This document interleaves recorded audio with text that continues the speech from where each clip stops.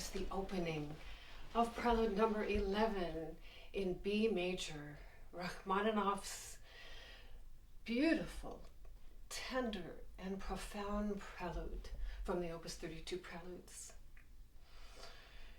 This piece is a little bit of an enigma. It sounds so simple on the surface, and underneath, the complexities are enormous.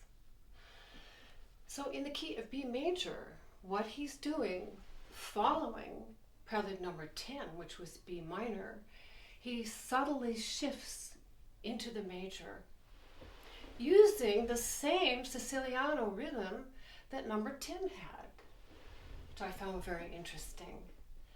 It's in 3/8 time. And what we hear at the very beginning is a series of chords.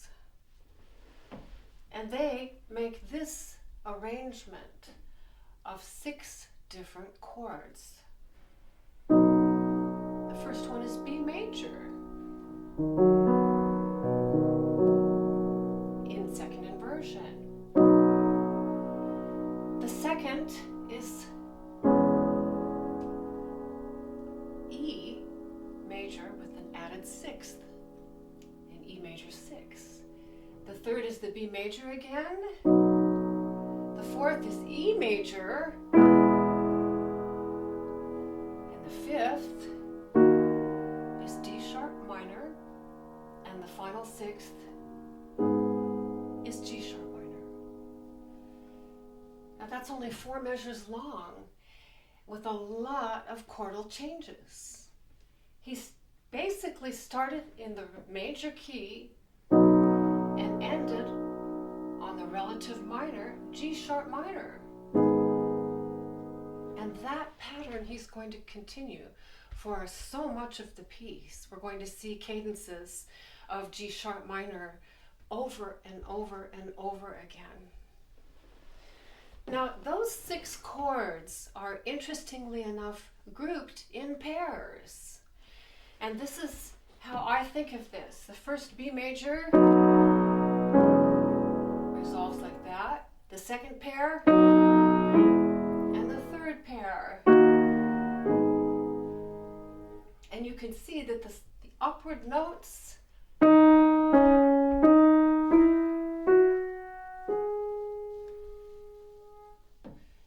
doesn't really sound like either B major or G sharp minor. You're not sure.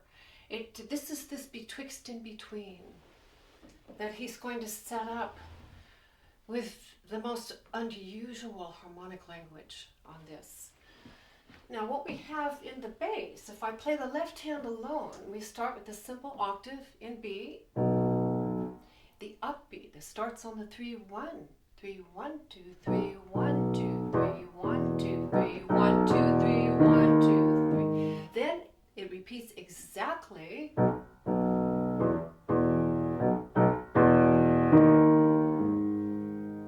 And there's a special kind of touch for this. These are portato. Ba ba ba ba ba ba ba dee dee da. If I play the 5 notes that are in the opening chord, and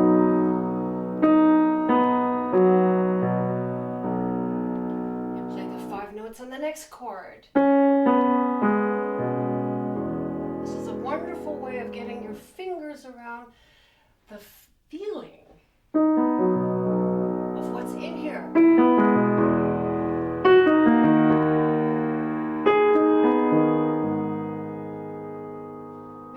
That you can practice this. Now, the final ingredient is this Siciliano melody of don da da don da don don da don don, starting on the upbeat. One, two, and three, 1, 2, and 3, 1 and 2, 3, and 1, 2, 3, and it goes on. Next line, A sharp. A new rhythm of a ya da da da da. Drop a step, G sharp, ya da da da da, F sharp, E, D sharp. So that brings us right back to where we started. We started on this D sharp in the opening top note of the piece, and by the time we got to measure 16, we're right back there. But listen to the difference. This chord starts here, and this one, and there's a surprise there of how dark that is. That's an augmented chord. Not expecting that either. From here,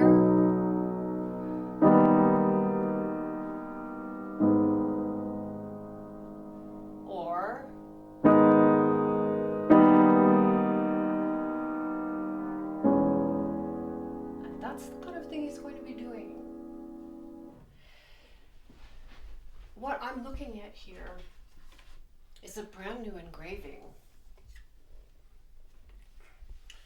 that I made.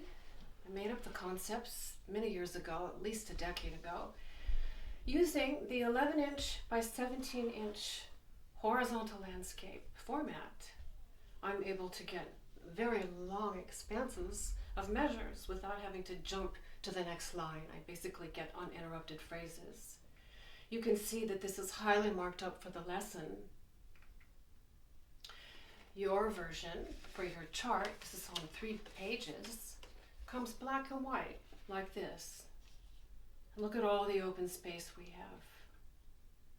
It's just a joy to look at this. You can get this from my website, sallychristianmusic.com, as digital downloads. You also get another supplement.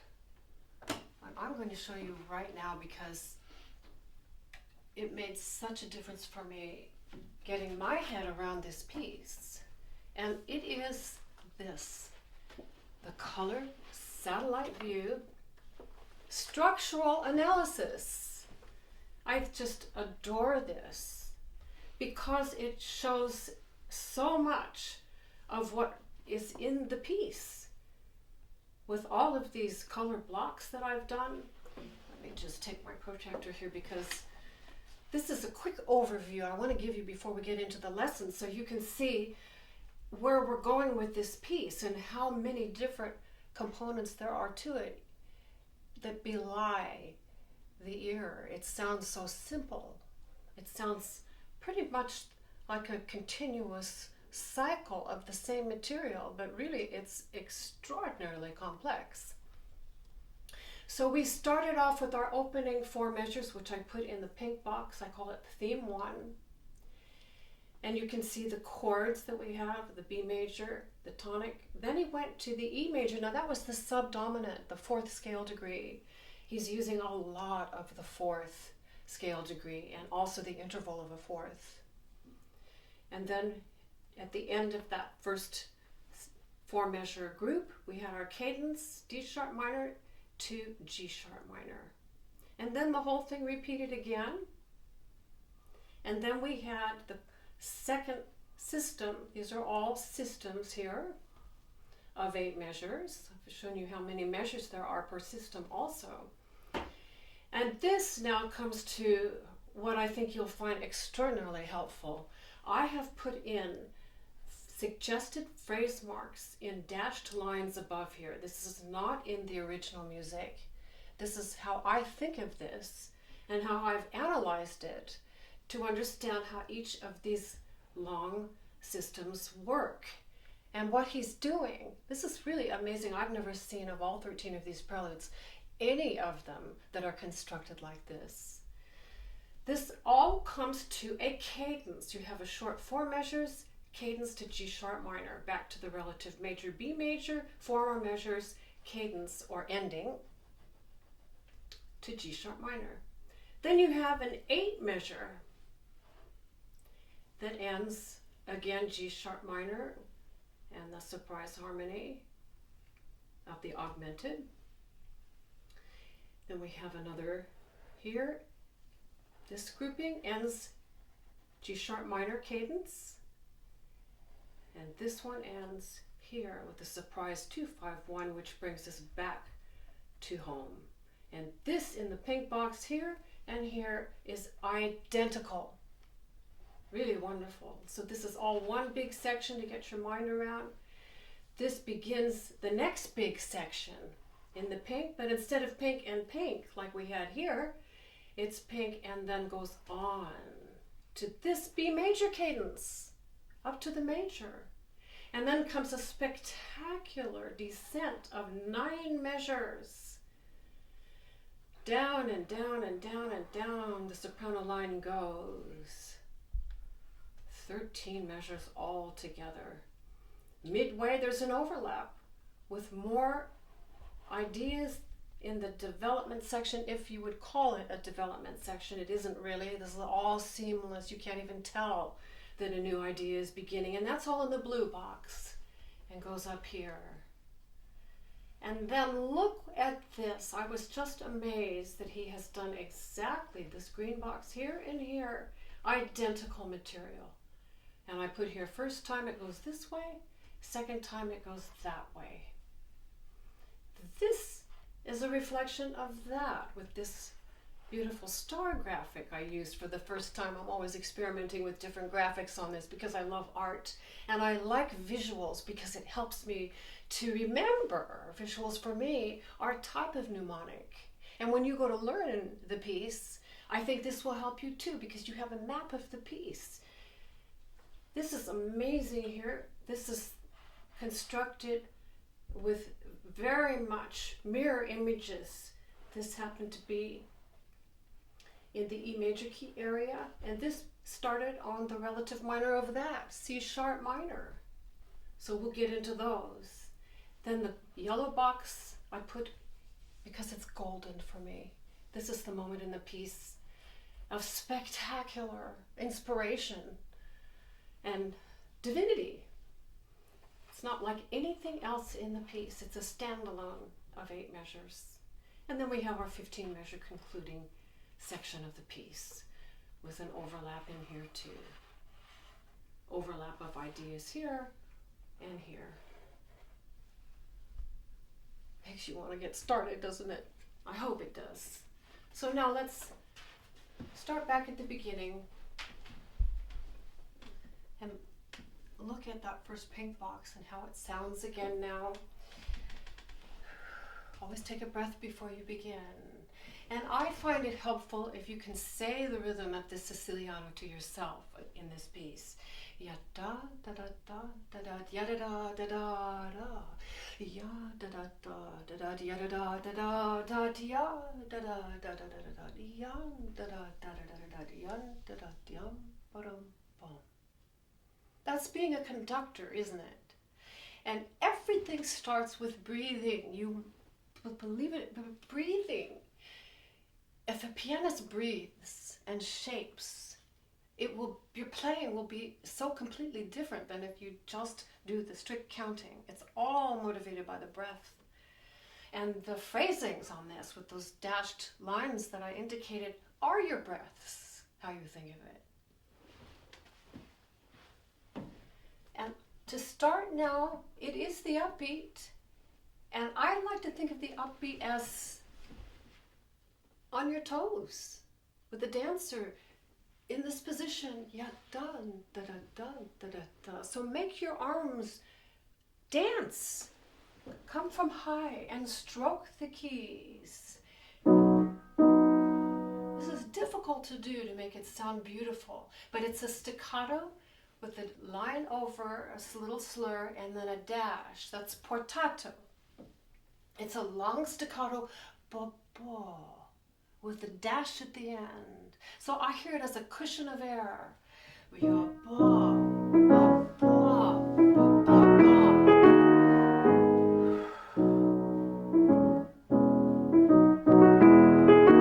Going on. So beautiful this moment. Breath. Breath.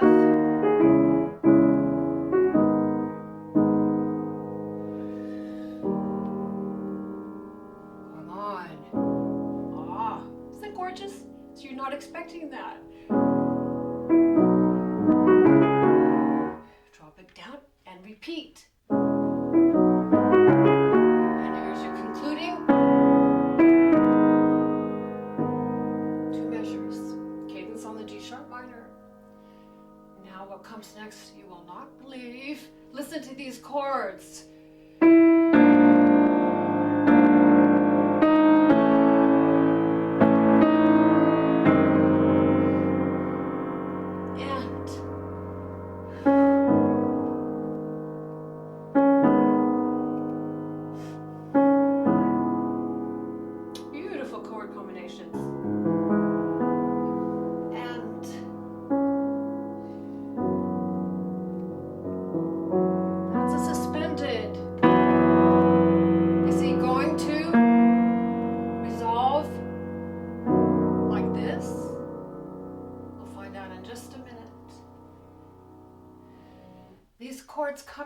around here. I want to show you my music here.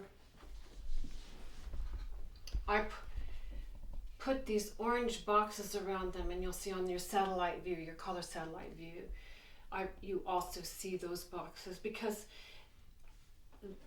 out of nowhere, this got so dark and unexpected, the chromaticism of this. These are descending by half steps.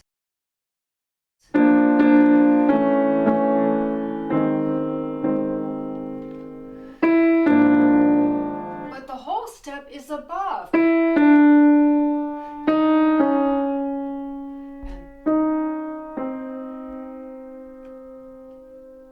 D sharp to B sharp is interesting. It spells an augmented second or a minor third. There are many, many difficulties in spellings on this piece. Right here at that point, I'd like to show you he's using the double C sharp here and naturals. There are lots of strange spellings that I've never seen also in any other piece. He's going out there on this one. And listen to the bass here.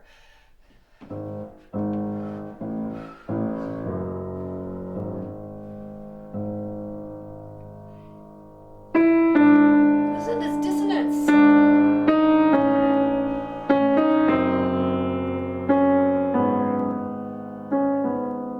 How is he going to get out?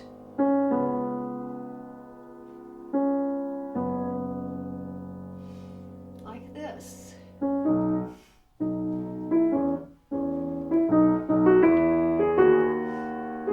now he goes on.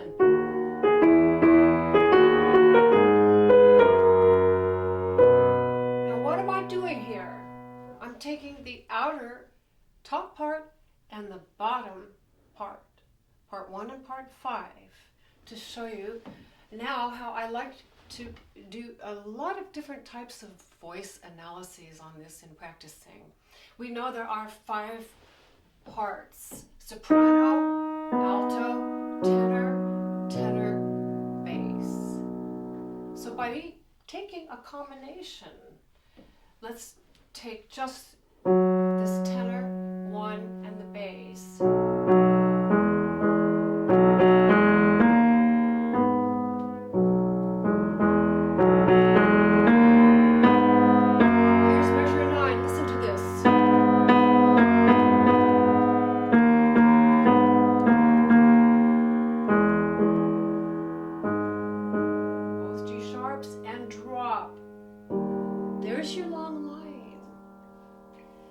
Measure 9, the left hand alone is parallel 6. Let's listen to the beauty of this. The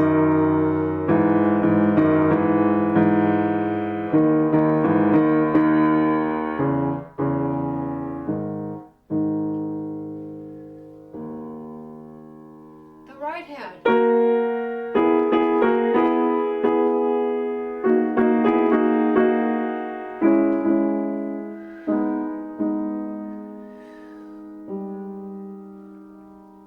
Cushion of sound.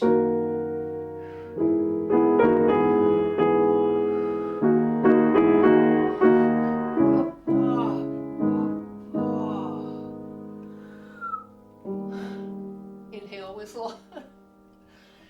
That's the secret on this, of making it beautiful, is this ebb and flow. It's almost like an accordion. It contracts and expands with your breath and with your fingers.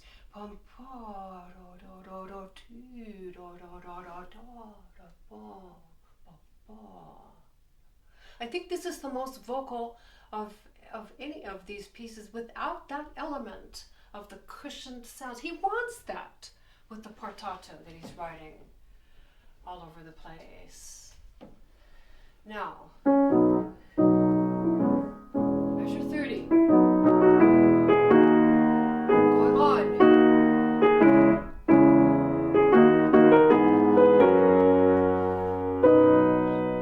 Where is he going after this? That's B major. Are you ready for this? So tender. Drop a step.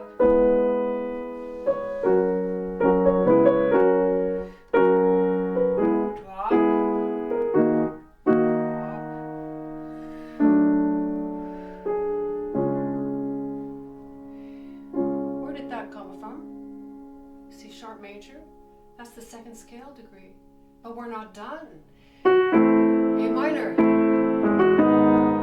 G sharp minor again. Another augmented. And a punctuation. The top two notes of that augmented chord. And that begins now the big blue box.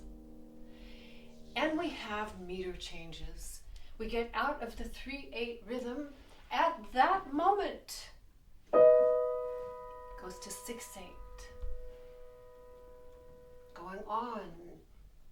3. Now 9/8. 1, 2, 3, 4, 5, 6, 7, 8. 9, 1, 2, 3, 4, 5, 6, 7, 8. Now back to 3/8. 1, 2, 3, 1, 2, 3. Now 6/8. 1, 2, 3, 4, 5. Back to 3/8. 1, 2, 3, 1, 2, 3. Now 6/8. 1, 2, 3, 4, 5, 6, and 3/8. 1, 2, 3. Now I've counted that out loud for you because when I now am going to play it without counting, you won't hear any of those counts. Why did he do that? Let me play it for you and see what is built in by extending the length of the 3/8 measure in those places to see what he's creating. What is he trying to say here? Let's take it with the upbeat, the beginning of the blue box.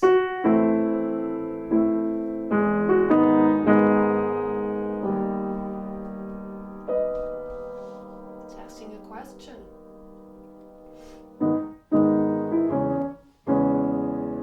E major 6.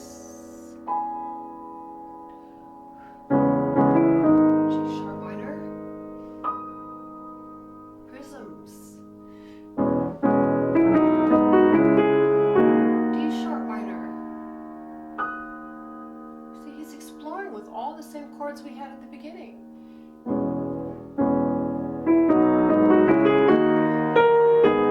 G sharp minor. And B major. Just like that. And then comes down. We've heard this before. Breath. Breath. Breath. Breath.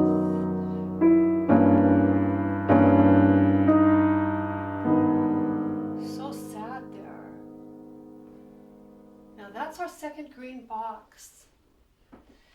And if I take, that's at the bottom of page 2, and this is one of the things I love so much about these charts because they're loose leaf. You can actually compare and hold them like this and see the first green box right here, measure 9, had our first ending, resolved in the G sharp minor. This second green box, measure 61, identical until the second ending, and it also comes down to a G sharp minor 6/4 chord, but it's different. The melodic line above it is different. The first time the melodic line went,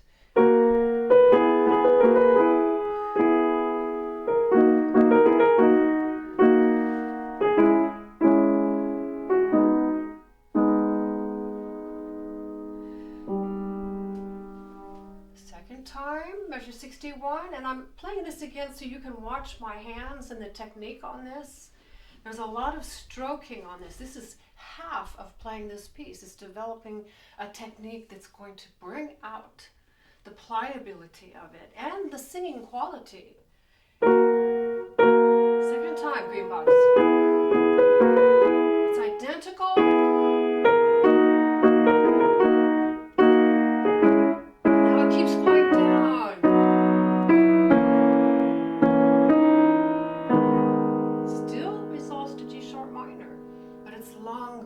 Measure longer that second time, and then that takes us to the top of page 3. Where is it going? Would you believe this? Oh, that gorgeous, it's that polytonality. You have your 5th, C sharp and G sharp, and you have an E major triad at the top. But the combined impact is C sharp minor 7 chord.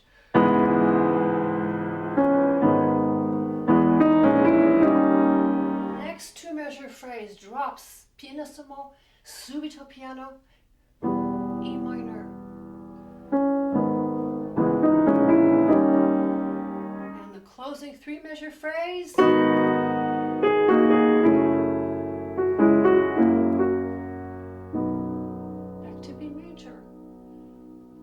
let's take a closer look here at this 7 measure phrase at the top of page 3.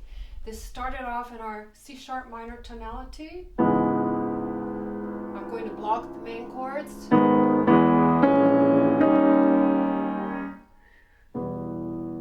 And this here is my favorite part of the piece. And I'm going to encourage you these 2 chords many times in a row. Feel them, all the white keys. Pull out and slide back in. This is the drawer technique. We do all the time in piano playing. It's how you get the control. You don't want to leave the keys. Slide on them. Imagine your fingers are glued, the fingertips are glued.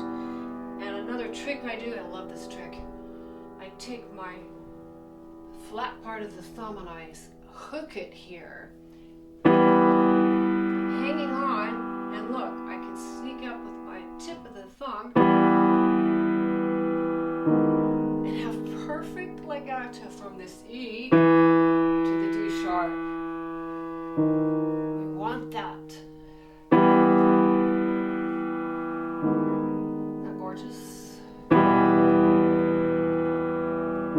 It's so dark.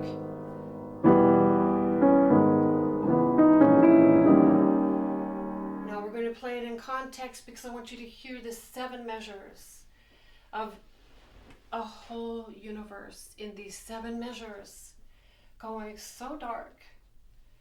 Remember, we are following Prelude number 10, which has been devastating for us. And this number 11 in the cycle in performance, I really think that the absolute power and magnificence of Prelude number 11 only happens in context of following number 10. It's beautiful by itself, but you don't see the relationship and why this came to be as an inner state of a craving in our spirits and in our hearts for the balm and soothing and safety of this piece. But we have remnants of what we've been through, and that's what this is here. It's a little bit of a shred of, I remember that back there on number 10. Let's start this at the upbeat now, measure 69.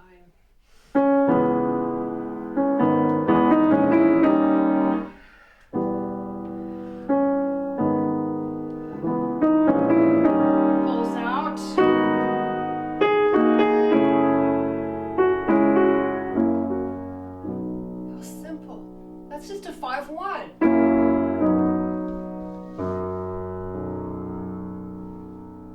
Going on, are you ready? That's a cadence, so we know something new is coming. This is the moment I've been waiting for. This chord right here. Were you expecting that? How about this one?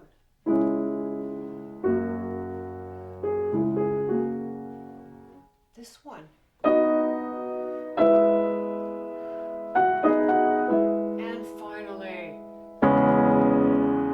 a dark augmented. Let's take a look at those 8 measures. This is my working copy here.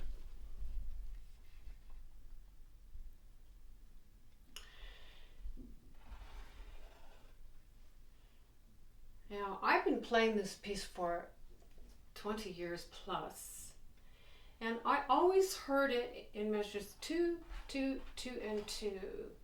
2 measures of the high register, 2 measures of the low, 2 measures of the high, 2 measures of the low. Let's play that first so you can hear that. We're up high here with the F sharp. We drop down to this E.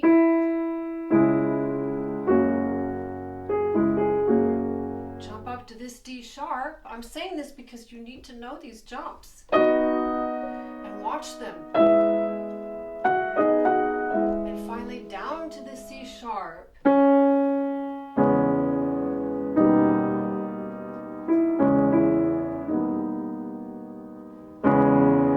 Here's another one of those chordal combinations. See how I brush? Look at, push in, pull out.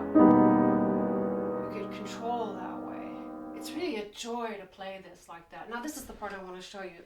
If I take my alternating left hand, right hand, left hand, right hand, this is what emerges. Right here, measure 76.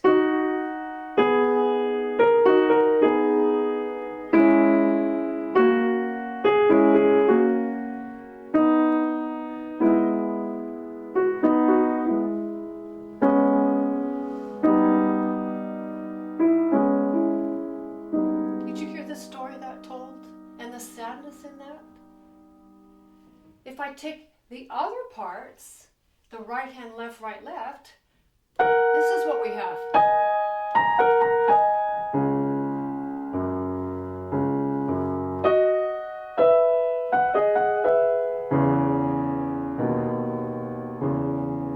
Doesn't sound anything like it, does it? They're radically different parts, but when we put it all together, this is one of those things where the whole is greater than the sum of the parts. Becomes a miracle of a statement here. This is complete celestial for me. Go back and forth with those 2 chords.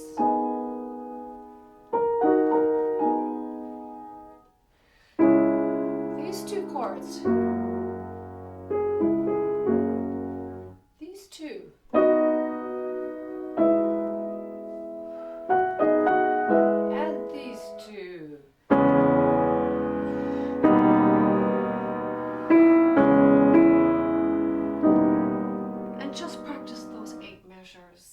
Until you know them. Play them with your eyes closed. Play them with the alternating left hand, right, and vice versa. And then you see the descending, measure 76 F sharp, measure 78 E, D sharp, C sharp, and ultimately B. It's a hidden descending B major 5-finger pattern because he's leading us back to B major at the end of that line. This is just extraordinary construction here. How do you think of it if you just look at this here? Let's take the satellite view again. I'm so thrilled about this satellite view. Here's your page 2. It's the entire piece. But here is where we are with this golden box here. And this is where all of that incredible power came in with these groupings, always 2-note groupings, back and forth between these 2. There's a whole world of contrast with that. Let me play this one more time. I want you to imagine that you're in a beautiful Russian cathedral in St. Petersburg, and you're experiencing a Russian Orthodox church service, and this is what you might hear as a hymn.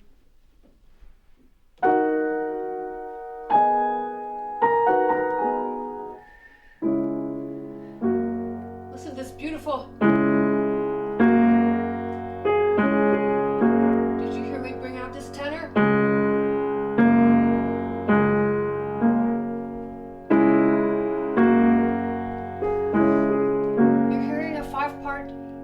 Chordal.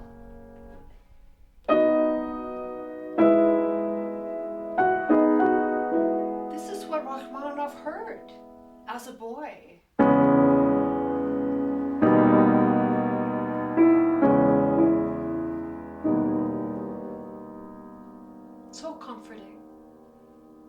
its darkness and its augmented chords, there's such incredible love in this piece. It's just exquisite devotion. This is a devotional. And as I was saying, he was a 9-year-old boy, and his maternal grandmother was taking him to church every Sunday. And he's steeped in this music. He can't help it. It's part of the fiber of every cell in his being. And it came out here at the age of 38 in this piece, in a way that seldom music happens like this. I am in awe and reverence of this piece, deep, deep wonder and awe of this piece. And then our 3-measure cadence to close.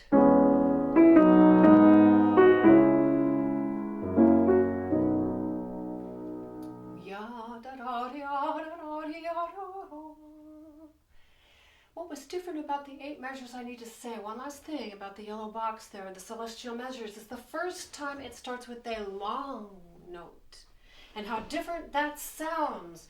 1, 2, 3, 4, 5. 1, 2, 3, 1, 2, 3. 1, 2, 3, 1, 2, 3. 1, 2, 3. Retard. Now, off tempo. Back to the regular. 1, 2, 3. 1, 2, 3. 1, 2. Bring that out. And so from here, simple 5/1 cadence to the unexpected and dark. There's that sadness again. And up. And going on, a breath. E major. B major. And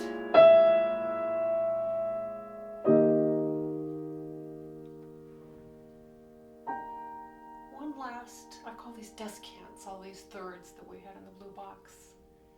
They're kisses from heaven. That's how I hear it. And when I place them, I want them to have a prism, a golden, warm glow. Perhaps the light coming through the stained glass windows. You know how that makes a prism.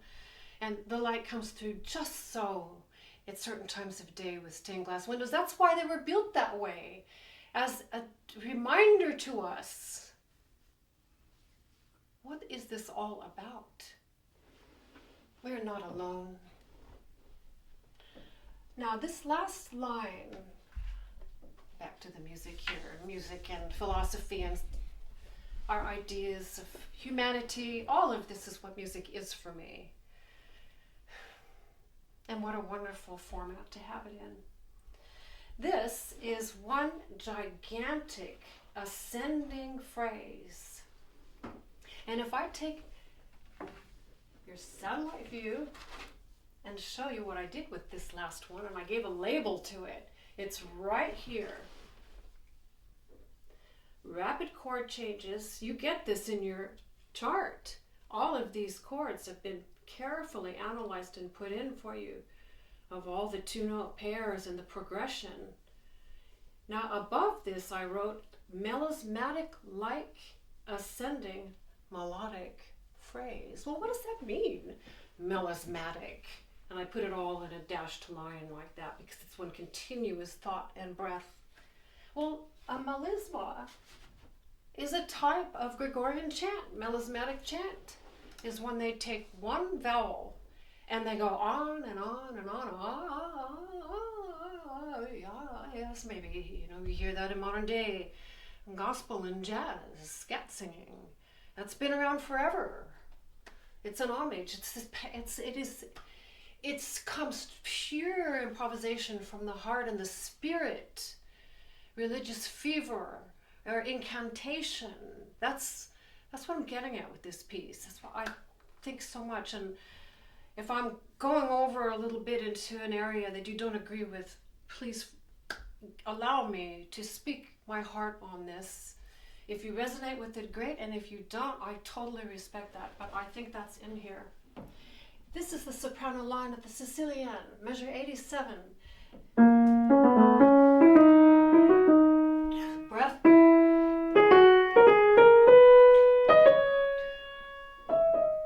How beautiful is that? Listen to the skipping. 1, 2, 3, 1, 2, 3, 1, 2, 3, 1, 2, 3, 1, 2, 3, 1, 2, 3, 1, 2, 3, 1, 2, 3, and punctuate with the, to seal it off. That's a unit. Now the bass here is quite extraordinary with all of the fourths. It starts here. This fifth. I'll play the left hand as written here. Measure 87. C sharp and G sharp. Up third.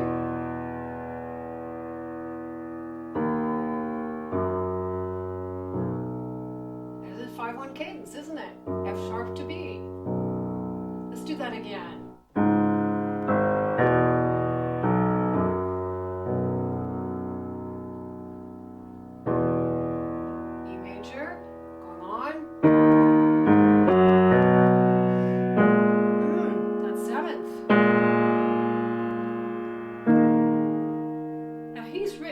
I have to just tell you this. This is a 9/8 measure here. Very difficult chord spelling. D sharp, A sharp, F double sharp, and D sharp. D sharp major. There really isn't a key like that. But he wrote it that way. And the reason he did is because I'm going to call out these bass notes now. C sharp, A, E. I'll call the bass notes. Now here, E, G sharp, B, A sharp, and D sharp. So those pitches, listen to this. The E, the G sharp, the B, he's building an E major 7 chord. Now E's, remember, are subdominant.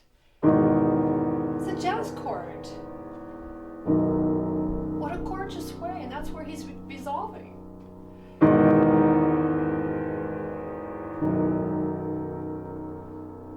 And in context,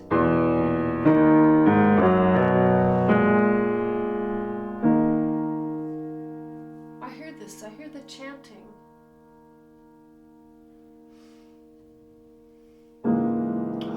When you set your hands down like that,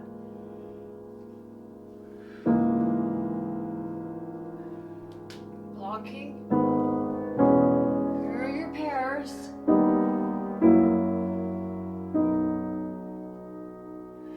Breath, more pairs.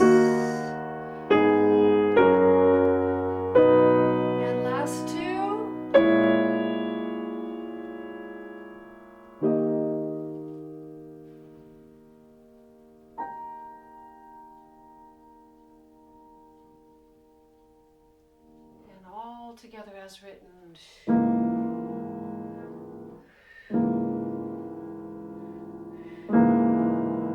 Play it as many times as you need. You've got to get the alignment of the fingertips. And I always tell my students to take your fingers, see your position, how your hands fit those keys, those intervals, and stroke back and forth on the tips of the fingers so you have perfect contact on all 5 notes. Remember, there are 5 parts for all of these chords, most of them.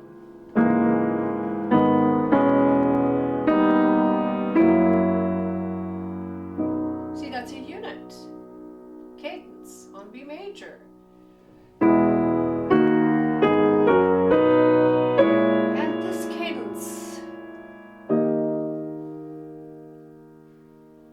Now all together.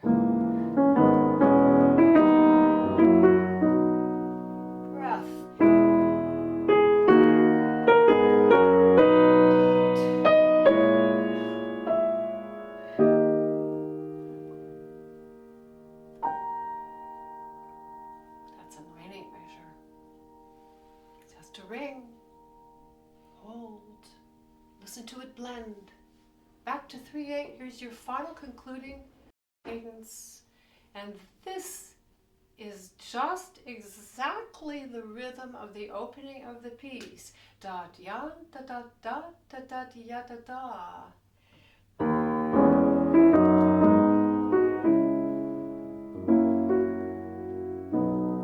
And one last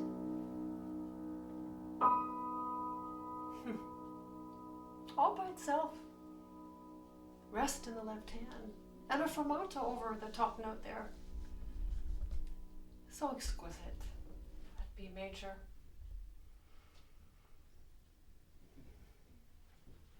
There's a phrase that comes to mind.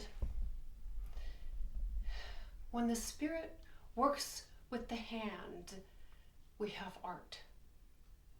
And all of the things I talked about Rachmaninoff's experience as a 9-year-old boy, going to the church services and hearing Gregorian chant, melismatic chants, the chorale singing, the organ, the bells, all of these things are in this piece. And what are they about? For our comfort and our transcendence, really, through this music. You get to go into your own cocoon, your own safe world of beauty and perfection, really. So I hope this has been helpful for you, and I have really loved going through this beautiful B major prelude with you. I hope you play it, and I wish you years of enjoyment from playing it. Thank you so much.